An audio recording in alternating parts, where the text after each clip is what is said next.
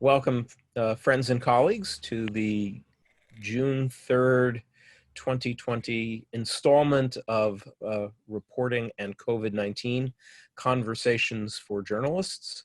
I'm Bruce Shapiro, Executive Director of the Dart Center for Journalism and Trauma, a project of Columbia Journalism School, which has been sponsoring these occasional conversations over the course of the last several weeks and through this period of crisis. I'm very happy and honored to be joined today by my friend Steve Southwick, MD, who's the Glenn Greenberg Professor Emeritus of Psychiatry and Trauma at Yale Medical School in New Haven, Connecticut, not too far from where I'm talking to you from right now. And he's the co-author with Dennis Charney of Resilience, Mastering the Science Behind Mastering Life's Greatest Challenges, from Cambridge University Press. Steve is a pioneer in the neuroscience of trauma, and more recently, in recent years, the neuroscience and practical understanding of coping, of resilience. He and I first met many years ago now, when he would come and talk to fellows at the Dart Center's annual seminar program, the Ochberg Fellowship. And for the first few years, it was all about trauma, but then his own work moved from understanding how people are injured psychologically to how and why people cope. We may talk about that a little bit, but I'm also really happy that there are so many journalists and colleagues on this call. I see people from the US, from India, Nigeria, Israel, Palestine, Ireland, Canada, Latin America. This is really a global conversation, and it's happening clearly at a very important time for many of us professionally, when the unremitting crisis of coronavirus that's swept over our profession and the world in the last couple of months has now been joined here in the US by protests over the death of George Floyd in Minneapolis, and the sudden rise of a national protest movement, which is challenging us in new ways as professionals. So the timing of this conversation couldn't be better. The way this will work is that Steve and I will talk for 20, 25 minutes or so, lay down some foundational ideas, explore a few issues, and then we'll open it to Q&A. We do the questions in the Zoom chat so that to minimize bandwidth issues and stuff like that. So either as Steve is talking, as he and I are going through the first part of it, if questions occur to you, throw them into the chat. If when we get to Q&A, just begin putting them in and we'll consolidate, filter, think it through. Also should tell you that my colleague Susan Kaplan, past Dart Center Ochberg Fellow, is in the room capturing key elements of this conversation for the Dart Center's running innovation and tip sheet on reporting in the COVID-19 era, which we're adding to with each of these seminars. My strong view is that right now we're not only working on our particular stories, covering these two intersecting crises of the moment, but we're really writing the handbook for the next several years of journalism around the world. So we need to capture all the learnings we can. Steve, thank you for being here. Well, thank you for inviting me, Bruce.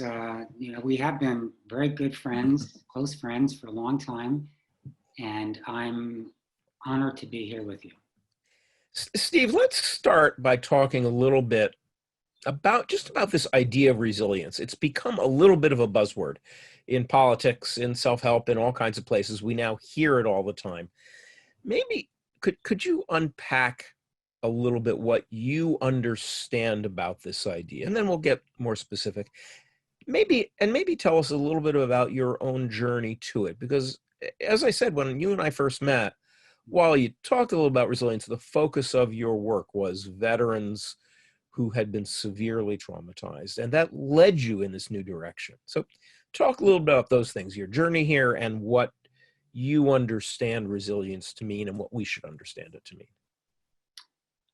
Well, resilience I think of resilience basically as the ability to bend but not break under extreme stress, and also hopefully in many cases or some cases, to actually bounce back and grow from your adversity.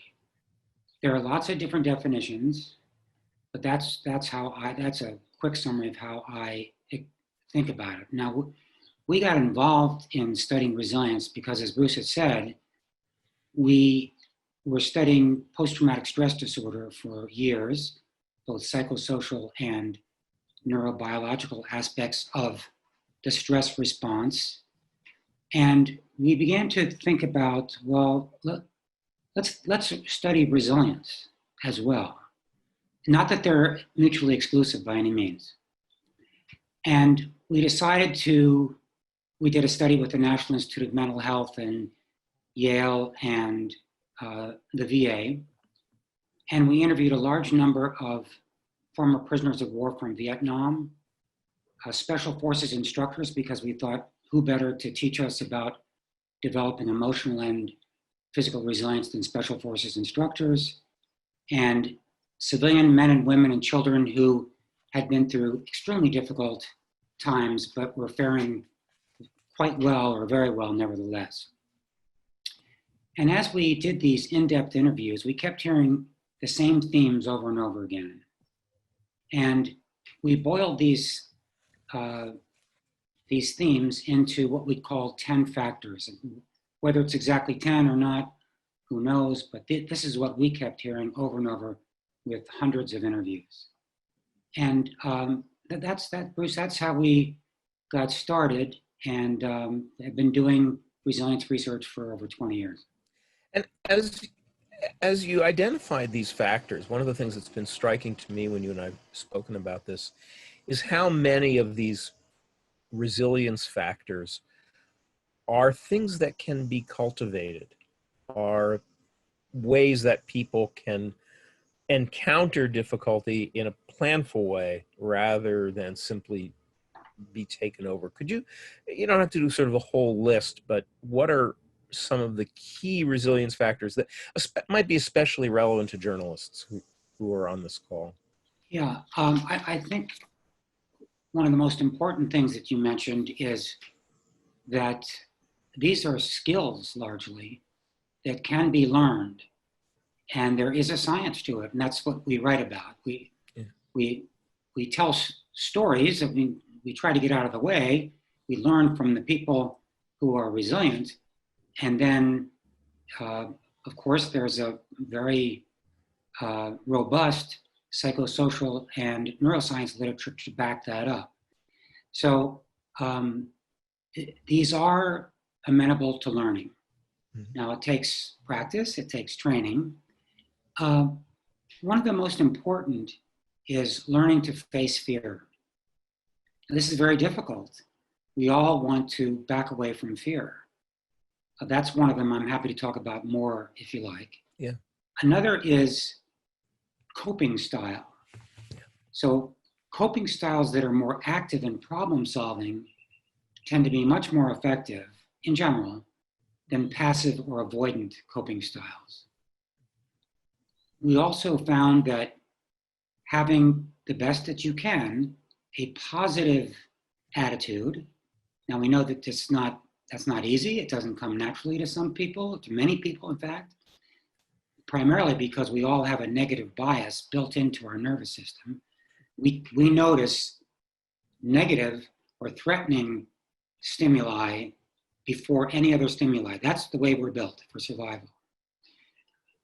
Some people have to work at being more optimistic, if you will. And that's important because optimism or positive emotions are strongly associated with physical and mental health. And there are ways that you can, increase your attitude, not to become a rose-colored optimist, but rather to find some opportunity in adversity, to find something positive even in the midst of tragedy. Social connectedness, in my opinion, may be the most important element. It certainly is right up there. And that's largely because we are social animals. The brain has evolved in a way to make sure that we stay connected. So as you know, if our ancestors wandered off, were rejected, were extruded, they didn't pass their genes on. So they needed to be part of a group. So the nervous system seems to have evolved so that being together, cooperating, and so forth is actually rewarding to the brain, activating areas of the brain like the nucleus accumbens and the ventral striatum, which are reward centers, whereas rejection, even the slightest hint of rejection, tends to activate our fear response, our sympathetic nervous system, as well as, this is very interesting, I think, that social pain activates some of the same brain regions that physical pain activates. So once I got into this whole literature and this research, I began to understand why the slightest insult or rejection in high school was so devastating. And even when I think back now, I get kind of angry or upset or whatever, not as much, but still quite a bit. And it seems that's ridiculous. Why would that be? It seems to be that's how our brains evolved. And there are even studies looking at, if you think back many years later at a physical pain, and then you think back many years later at a social pain, they both you become quite reactive from a physiologic standpoint to both, and in some cases more to the social pain, even if it was not huge. Yeah. So, but this idea of being socially connected is so important because it reduces our physiologic response to stress. It allows us to use more active coping mechanisms because I know somebody has my back. I even appraise stress or a threat as being less threatening. And actually it turns out that there's fascinating research showing or suggesting that giving social support is as beneficial as receiving social support. And then there's a huge literature on, and I know this may be an issue with journalism because it can be, my understanding, pretty lonely. Yeah.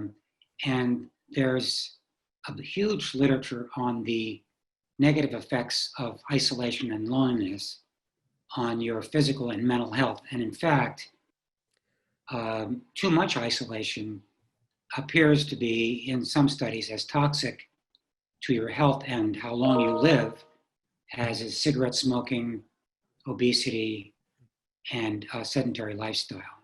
So if nothing else, in this talk with Bruce, I hope that all of you can understand, which you probably already do, but understand how critical it is to stay connected and to find ways to stay connected that may not be exactly traditional. Let's go back to this idea you mentioned at the top of facing fear. I think this is singularly pertinent right now in journalism because we're kind of dealing with a lot of fear on three levels. There's the human fear we all are carrying around coronavirus and the unknown direction of that for ourselves and those we love and how we engage with it as journalists. For people here in the US who are going to be covering protests in their own communities, there've been a lot of attacks on news professionals in the course of the last week. There's stuff to be scared of out there. And we're dealing with a climate, many of us, of economic uncertainty in the business. So there's a kind of triple load of fear that we're carrying around as colleagues right now. Talk about your understanding of that and how, what you mean when you say face fear. Yeah. I'll tell you first what the special forces soldiers, or some of them, would tell us, because we would say, how do you face fear? And they would tell us that fear is actually not the problem. That fear is actually telling us that something may be awry, that we need to assess the situation carefully and come up with a plan and act on that plan. The problem is if you let fear hang around too long and you don't acknowledge it and try to understand its source, it will drift into a more panicky-like state. And a little bit of fear, a little bit of anxiety, as you know, actually can help performance. You can do better. But once it gets too high, you get a flood of catecholamines like norepinephrine, noradrenaline, and dopamine flooding the prefrontal cortex, which tends to take the prefrontal cortex offline. And the prefrontal cortex is executive function, rational thinking, planning, decision-making, Everything that makes you a good reporter. everything that makes you a good reporter, Yeah. keeping that fear in check, not exaggerating, absolutely critical. But when that fear, when those catecholamines, when those stress hormones get so high and they take this rational part of your brain offline temporarily, you essentially become all fight flight. In war, it's called the fog of war, and you make bad decisions. So one of the keys in facing fear is to keep this stress response system within a certain sweet spot, if you will. So when you think about an inverted U-shaped curve, a little bit of anxiety and fear, no anxiety or fear, and your performance isn't all that great. Yeah. A little bit or moderate amount, and actually you perform better. Yeah. When it gets exceptionally high, you perform very poorly again. So how do you keep it within a zone where you can still do your job and perform and not be overwhelmed? And I can mention a few suggestions. I think that would be helpful, because right now, news professionals know that we need stress, and we are in this because we like deadlines and we like stories that change every day and a constant array of new challenges that we are equal to. And yet now there is this kind of unremitting stress and multi-front fear that I'm certainly hearing about from a lot of folks. What do you think? What are some things that work? Well, the first thing, as I mentioned, is to acknowledge it, not to try to suppress it, to acknowledge it and to monitor, and to get the best understanding you can of what is it that you're actually afraid of. That's one. Something that journalists may not do, I know that doctors don't do this well, is share their concerns and their fears and their anxieties with others who they trust. This is actually very important. It makes a big difference. We just talked about social connectedness. Yeah. It's also critical to obtain accurate information. And these days, it's become harder and harder, I think, to get accurate information. But without accurate, and you all are pros at this, getting accurate information, but that's also critical. It's important to manage the flow of negative information. I know you've all heard this and you know this, but as I said, we have a natural attention bias for negative information. And that has an impact on us, a slow, gradual impact. And as much as possible, it's important to get the accurate information, but to limit the flow of negative information if possible. Also, you want to use, which I'm sure you do, the best evidence-based approaches to preventing yourself from getting infected, from infecting others, and that sort of thing. Another, probably the most important, or one of the most important, is to train in what it is you're afraid of. How do you get through this? Well, the best form of training, or one of the best forms of training, is called scenario-based training. So firemen, policemen, doctors these days, which I think is great, actually, military, actually practice what it is they're going to face and make it as realistic as possible while they're getting feedback from mentors, teachers, and so forth. Because quite frankly, there's no substitute for having seen something before or having practiced your response in that situation. Sometimes I give the example of, I walk up to a house that's on fire. I hear people screaming. I feel that I have to go help. I'm terrified. My stress response is enormous. A fireman comes up, stands next to me. He sees the same fire, same screaming. His stress response system is much more muted than mine. Why? Because he's seen this before. He's succeeded before in doing this. This is what he does. This is an opportunity for him to have meaning in his life. So practice, particularly if I don't know whether anybody does this in journalism, but if you're going to go into a riot situation, I don't know, this is a good question. Do people ever practice, even if it's mentally? There's sort of two ways. There are a limited number, and we hope a growing number, of safety courses for journalists out there, including one that the Dart Center runs for freelancers every year, led by our colleague Judith Matloff, who I think is on this conversation. But those are generally for reporters who are headed into known crisis zones. But what there really, I think, has not been enough of are tabletop exercises or decision-making exercises for reporters going to the field. I think we could do more in thinking through that kind of scenario-based training that you're describing. And a quick note for those on the call, my colleague Ariel has just put in the chat Judith Matloff's How to Safely Cover Street Protest tip sheet just up yesterday.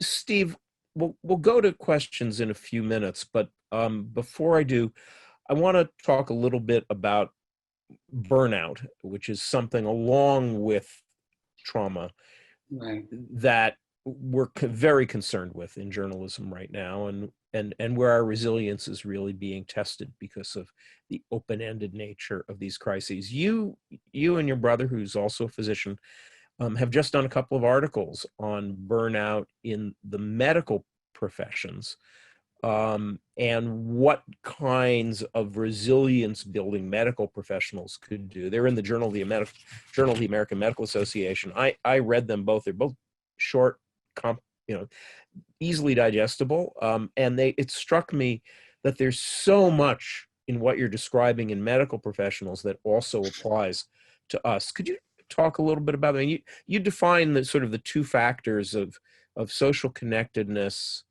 and control, and talk about those things. Well, as I was saying with social connectedness, that's essential. And I think when Bruce and I have talked in the past, and I've talked with other journalists, this problem of isolation and facing and dealing with fear and anxiety and danger by yourself is I think an enormous problem or issue.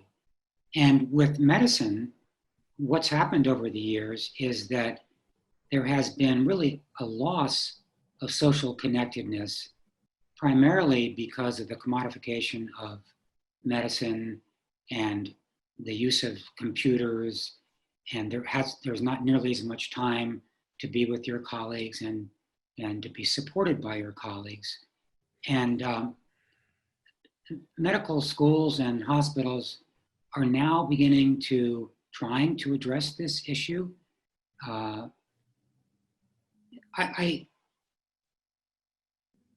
I also wonder how much support journalists receive from their leadership or from their organizations, because it turns out that one of the most important factors in resilience, and my colleague Rob Peterzak found this out with returning Afghanistan and Iraq veterans, is that if you have unit support, if you feel supported by the leader in your unit and your unit members, you're significantly less likely to become depressed or develop PTSD.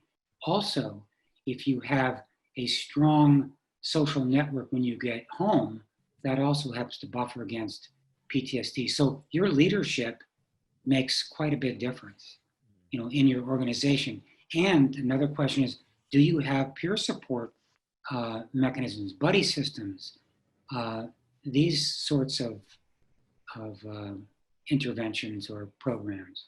Yeah. I mean, and in your article, you talk in a very vivid way about some of the things you've already mentioned about the neurological, the neurobiology of buddy systems and of social connection. Let's also talk about this idea of a sense of control. The title of your paper is "The Loss of a Sense of Control as a Major Yeah, Contributor to Physician Burnout." There's so much in our professional lives as journalists now that feels totally out of control, ranging from the boundaries with our families since we're working at home, to health and pandemic issues, to the economy of the business, the yeah. behavior of police. How do you think about that? You're laying it out for medical professionals. Help us think through what it might mean for journalists, why we want to get more of a sense of control, and what some realistic ways of doing that are. Yeah, the animal and human animal research is very well worked out, that you can essentially administer the same amount of stress to two different animals or two different groups of animals, the exact same amount. But if one group has some control over when to terminate that stressor or the length of time that that stressor is administered, they have some control. The exact same amount of stressor administered to an animal that is yoked to the animal that has control, but has no control over how long the stress lasts or when it's terminated, does poorly. They end up looking anxious and depressed. They don't interact with other animals as much. They may stop eating. They hide in the shadows. They actually find opiates more rewarding. They turn to substance use more readily.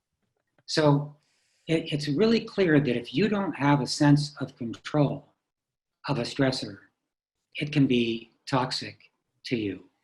So Now, how do we think about that, given the particulars of journalists' lives right now, as well as the particulars of our human lives? well, I think that's a discussion that I think needs to be had in the journalism community.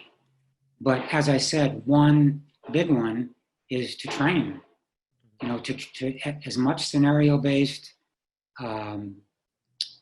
as possible, to get to know as much as possible, to be highly connected.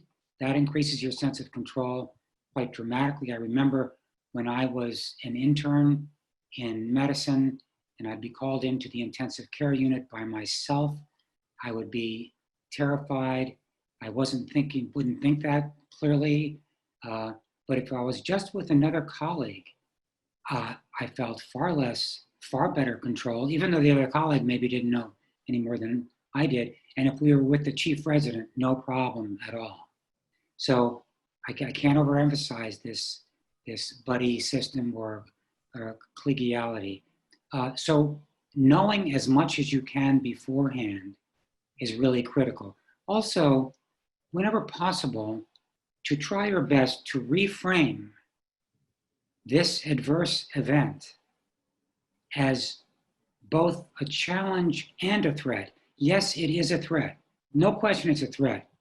But can you also, at the same time, see it as a challenge to be met, as something, this is hard, I'm not saying this is easy, a challenge to be met, something that will actually make you stronger. The more that you master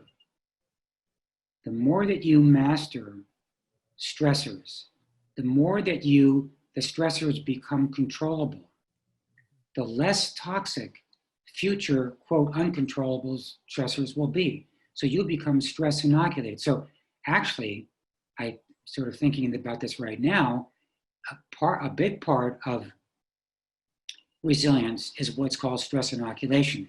So you have graded exposure to stressors. So in the military, it's great at this. So you have one course on dealing with a particular type of stressor that you're going to face. You pass that course, you go to the next level that's a little bit more difficult, then to the next level, but you have to pass each level. So if I were a reporter going into war-torn areas, I would hope that that reporter, the assignments would be gradual increase in level of potential toxicity or danger, rather than being thrown right in. That unfortunately is rarely the case, and particularly I think with fast breaking events like this week's protests in the U.S., we have many local reporters who've never covered civil unrest before who must cover it. There's not really, but the point is well taken and certainly speaks to the need for training. We'll go to questions in a minute. One thing I wanted to mention that's very important is that most people, or many people, don't realize, I didn't, and I know the military, it didn't seem as if they did, is that a huge part of resilience is the science of recovery. Mm-hmm. So we think, as I said, of resilience as getting tougher and tougher and tougher. If I want to run a marathon, first week I run a mile, then 2 miles, then 3, 4, 5. I gradually work up.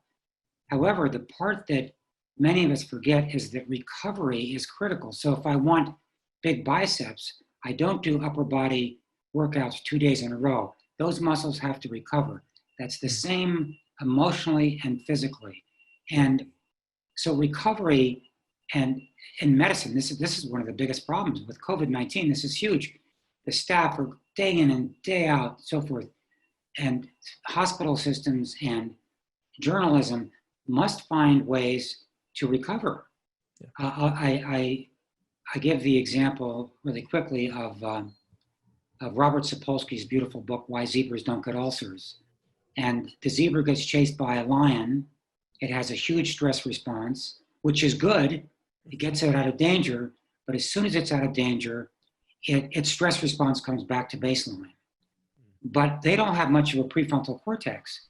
Humans, we have this wonderful prefrontal cortex, but it allows us to ruminate, to think back, oh my gosh, I almost got eaten by a lion. I almost got eaten by a lion. And it allows us to anticipate. What happens if I see a lion again? What happens? So we can keep ourselves stressed 24/7. This is not good for us. And most of us do it. I mean, I spent a good part of my life doing this. In the military, I would say, I don't know how many years ago, began to understand how absolutely critical the science of recovery is with regard to resilience. So now if you go to military conferences, yoga, Tai Chi, mindfulness, meditation. And so even if they're mini recoveries, like learning how to do deep belly breathing, many of these things engage the parasympathetic nervous system, which quiets the sympathetic, the adrenaline, noradrenaline system down so that you're back in this sweet spot with regard to the amount of fear and anxiety. And I can tell you that, although it's hard to do, it's not hard to do, it's just we think we don't have enough time for it. Exercise is part of that as well, by the way. Yeah. Even mini versions are absolutely essential to resilience. Yeah. So we'll go to some questions. Folks, start throwing your questions into the chat. Here's one from Beth that I think is really crucial. Like in medicine or the military, there's stigma in journalism to admitting stress or anything deeper for fear that you're lacking what's required to do your job. How do you deal with that? How do you admit stuff when it may risk your career, or are there professional, organizational, industry-wide steps we need to take to deal with this stigma? That's very important, and the military, obviously, and medicine have struggled with this a great deal. The military, essentially what you try to do, and this requires leadership, you essentially try to normalize these responses. Let's face it, the responses that many, if not most journalists, many, if not most soldiers, many, if not most physicians experience with symptoms of stress and so forth are completely normal. You really wouldn't be human if you didn't have these experiences. So the first step is to normalize this, to discuss it, to have it part of a curriculum. As you're learning even in journalism school, hey, this is what happens. This is how the body responds. This is how, and to reframe it more as resilience building, I think, as opposed to psychopathology. The stigma is, oh, I'm sick, there's something wrong with me. There really is nothing wrong with the vast, vast majority of us who are put in these situations. And so to normalize it, to be open about it, to teach about it, for leaders to be transparent about it. Another thing that the leaders in hospitals are doing is and the military does, they build this in to assessment. So for example, when you come back from Iraq and Afghanistan, they don't just take a small number of soldiers and pull them out of all the returning soldiers and say, you need a psychological assessment. Mm-hmm. They do a psychological assessment on everyone. Mm-hmm. So, and so you're not going to see the shrink, everyone. And this is normal. This is part of health. This is part of, this is beginning to happen in medicine as well. For example, Yale sent out a stress questionnaire to 6,000 employees recently, and the employee rates their own stress, and then they have a checkbox. Would you like to see someone? Would you like to do a group? Would you like to get more information? Would you like anonymous? That sort of thing. So it has to be normalized. There has to get a culture where you're all talking about it. Come on, we all have this. Because without that, you will suffer much more.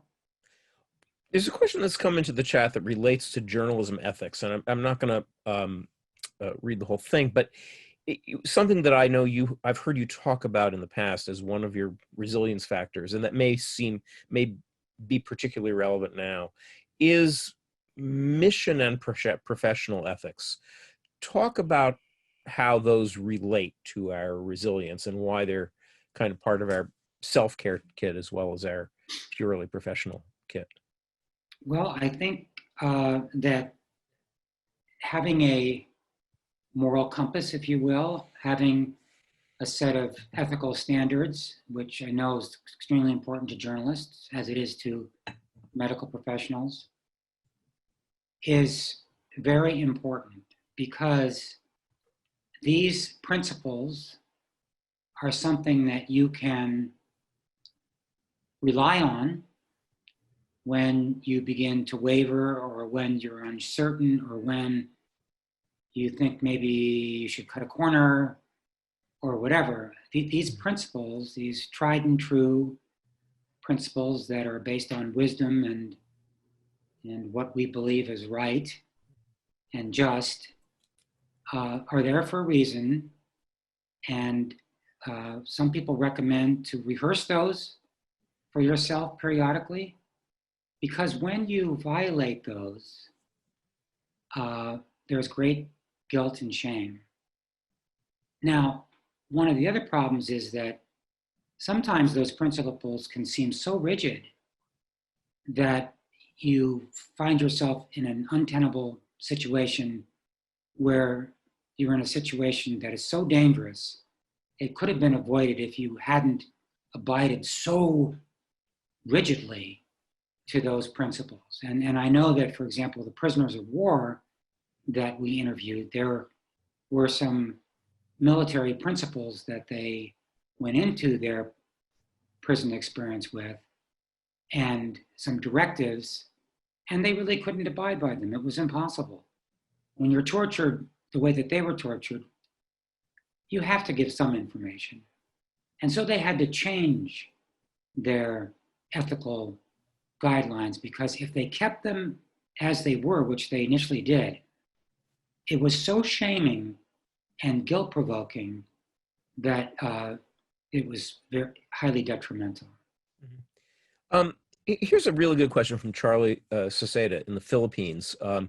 He wants to know, does the same neuroscience you're talking about apply to news professionals who are working entirely in the digital realm, who are dealing with that steady diet of toxic imagery of police videos and George Floyd videos, shooting videos, wartime frontline footage?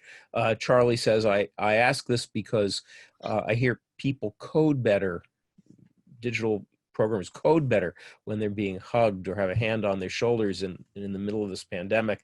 Coders and digital news verifiers and people who curate digital news are also working at home alone. Does the science apply to folks sitting at the desk dealing with this steady diet of toxic imagery? Yeah. I don't know the literature all that well. There's not actually all that much literature, but I do know that there's enough out there to show that this is one of the reasons I mentioned to, if possible, limit, the toxic exposure that you get through media or other sources, because it certainly does have an effect on you. It's being encoded in your memory. It's there. I mean, if any of you have seen a really toxic, even a toxic photograph, sometimes it's hard to get out of your memory. Now, if you were there taking the photograph, it's even more profound, obviously. Yep. So the distance makes, is a factor, but it does have an impact. And if it's your job, as it is for many on this call, many on this seminar, to review graphic imagery, whether it's to verify its accuracy, whether it's to make editorial decisions, whatever, or simply in the news flow, what are a few strategies that people could realistically do to resist the toxic effect while still doing their job? Well, if possible, it'd be nice if you didn't have to do that all day long. Mm-hmm. In other words, if the leadership had a way of rotating that particular mm-hmm. task, because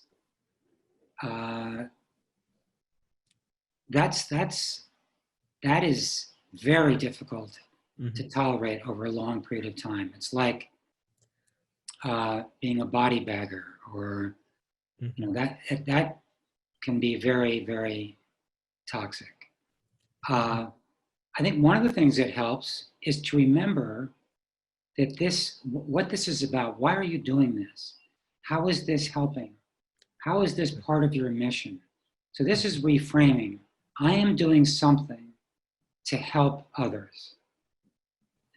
This is part of the overall mission to inform the public, to affect policy, to make the world a better place. So again, this idea of mission and meaning and purpose. Why am I doing this? Who is this going to help? Mm-hmm. Those are very powerful also, to try to keep that in mind. And by the way, that's one of the recommendations that experts have had with COVID-19 medical teams. Mm-hmm. Remember what you were actually doing. Mm-hmm. Remember that you were actually trying to save lives. Remember that if you don't do this, it won't get done.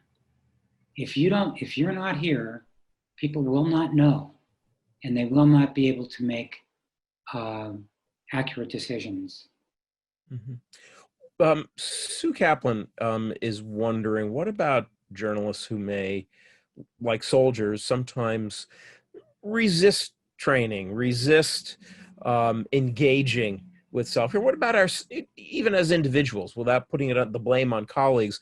We are a fairly anti-authoritarian tribe, tend to not take direction especially well. How can journalists or the profession make it easier for us to seek help, to take advantage of help, to think about these things when there's so much in our culture and in our personalities that makes us resist it? Well, it's like soldiers or like doctors. I think it really needs to be built into the training.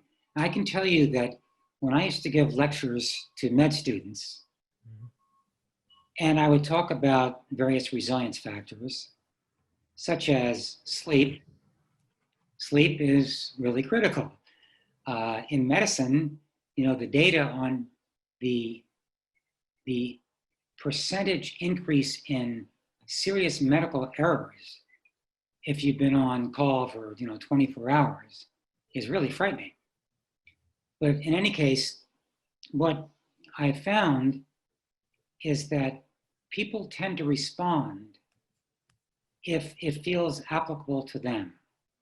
So for example, if I would to say to a medical student, or not just a medical student, any postgraduate student or whatever, that you will be a better doctor. And here's the data. Here is the data. The data shows that you will get a higher grade, that you will be a better doctor, that you will make fewer errors, and that you will feel a lot better about yourself, whatever. But data, data, data. And you put it up there and the person says, this actually does make me a better doctor. This actually will help my performance and so forth.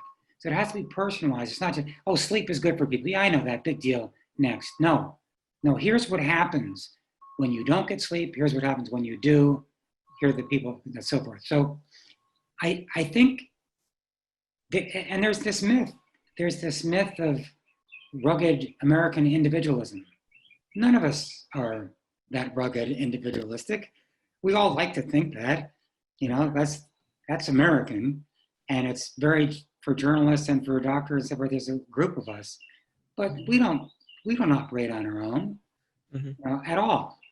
And we will be far stronger, far more effective, happier, more fulfilled, having more meaning in our life. There are studies on the association between how socially connected you are and how meaningful you feel your life is, how happy you are, etc. You'll be healthier, And so I think data, and just to acknowledge this, we all need each other.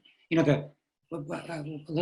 know I've told you this before, Bruce, but one of the things I loved about the Special Forces is you'll say to a Special Force soldier, gee, you're really brave. I can't believe the missions that you go on and how brave you must be. And pretty much everyone that you might say that to would say, no, I'm not.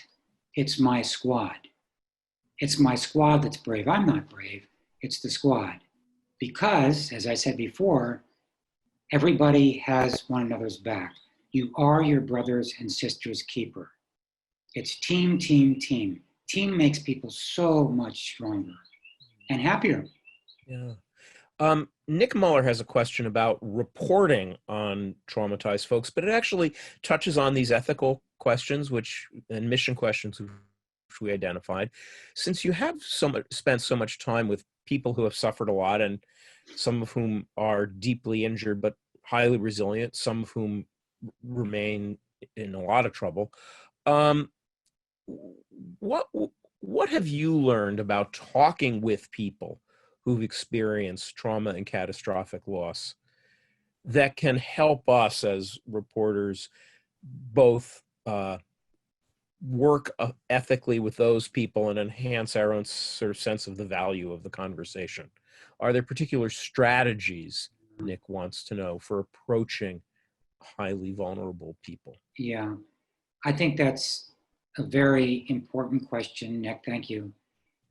I can tell you what we teach residents in psychiatry training and medical students is that you do have to be careful, because people, when asked, often want to tell their story, or they feel that they should tell their story. And some people will tell the story in relative depth and with relatively high emotion.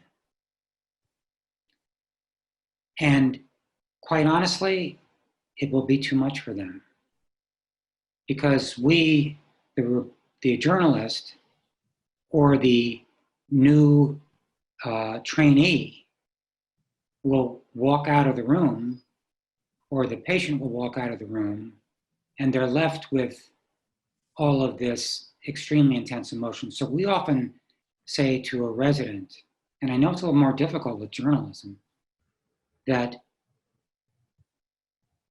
be careful not to open the floodgates. Because if you ask the patient, well, tell me what happened. You're an authority figure now. The patient feels that they need to tell the story, and they become flooded. And they may not come back again, actually, for a second session of therapy, because they have nightmares that night, they become more vigilant, they just, they're overwhelmed. So I'm not really, Bruce, I know we've talked about this, and it comes up in your seminars a lot, and I don't have a great answer for it, because with journalism, I know it's important to get the story, but you do have to be careful. And let me just say to Nick and everyone on the call that this is an area of profound importance, and there are a number of tip sheets on the Dart Center website that try to get at best practices, and also include things like how to conclude an interview so that you're not even if someone has opened up, you're not leaving them in that place. Good. That's part of the answers. Steve, we're gonna have to go in a minute, so I want to ask you one other thing, which goes back to something you identified earlier when we were talking about resilience factors, and you talked about kind of cultivating a sense of optimism that's not rose-colored, but that's real. This is a little bit of a challenge for a lot of folks in journalism right now. I mean, it's a little bit of a challenge for us simply as citizens and human beings, given the nature of leadership around the world and the rise of authoritarian populism. It's a challenge in our profession when we're dealing at once with coronavirus, with war and crisis and conflict, with huge industry uncertainty. You spent so much time looking at people who had contended with the worst kind of experiences and nightmares, those prisoners of war, those concentration camp folks, those torture survivors. What do you know, what's the kind of optimism that you mean? Where do we look within ourselves or our colleagues or in the world to find touch points of optimism when things seem especially grim? Well, I think you have to work at it. And because, as I said, we naturally gravitate toward threat. And as Bruce was saying, the optimism that is related to resilience is called realistic optimism, not rose-colored optimism. Rose-colored optimists are dangerous because they're overconfident and they underprepare. and they underestimate the threat. So you don't want to be around rose-colored optimists. But realistic optimists, they are able to see as much of the negative as the more pessimistic of us, but they're able to disengage from that which they know they cannot change. And that's really important. That's a huge part of Stoic philosophy, is knowing what you cannot change and spending your energy on what you can change. You know, what area of freedom do you have in this situation? We all have choice all the time, you know, whether we feel it or not. And ask yourself, is there an area of freedom here? And part of that is my attitude. Is there an area of an optimistic area here? Is there a hint of light or potential growth in what I'm seeing and feeling and reporting on? Is there light at the end of the tunnel? Can we, in some way, even if it's small, grow from this? And honestly, there's a lot of data suggesting that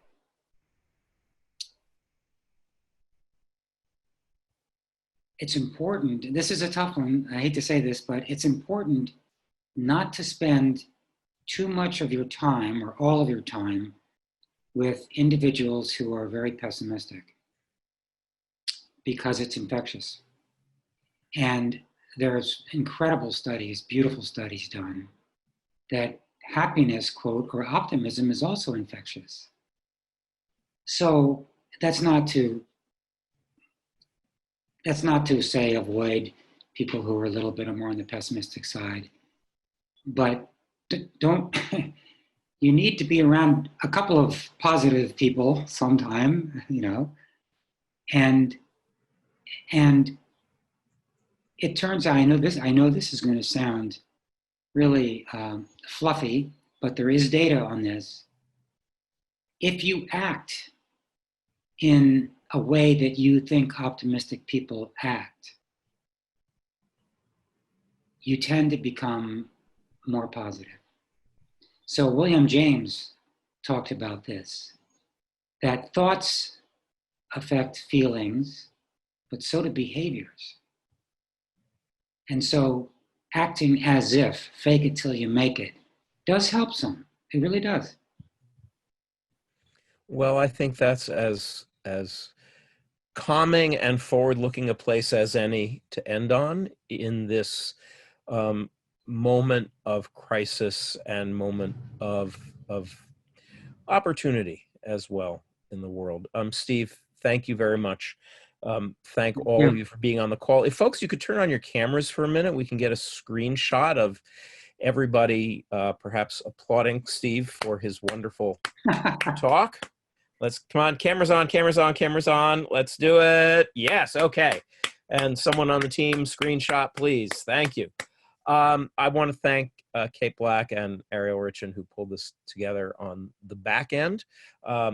Susan Kaplan, who, as I said at the beginning, is compiling a running tip sheet and perhaps distilling major tip sheets off the back of these seminars. We will be back on Friday with Linda Fried, the Dean of Columbia's Mailman School of Public Health, who's an expert on aging. And we will be talking about reporting on COVID-19 through the aging lens, and a central, crucial element of the crisis of the last couple months and going forward, whether it's elderly in nursing homes or aging populations generally. Clearly, this is something we need to take on board as reporters. Thank you all. Keep the faith. Go out and commit acts of journalism.